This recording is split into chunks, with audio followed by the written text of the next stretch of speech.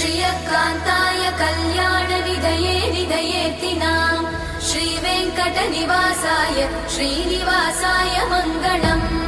लक्ष्मी सविभ्रमालोकसुभ्रूविभ्रमचक्षुषे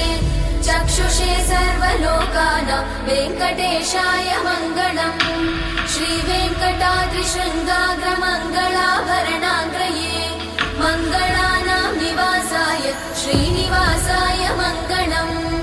सर्वावयव सौन्दर्य सम्पदा सर्वचेतसां सदा सम्मोहनायास्तु वेङ्कटेशाय मङ्गलम्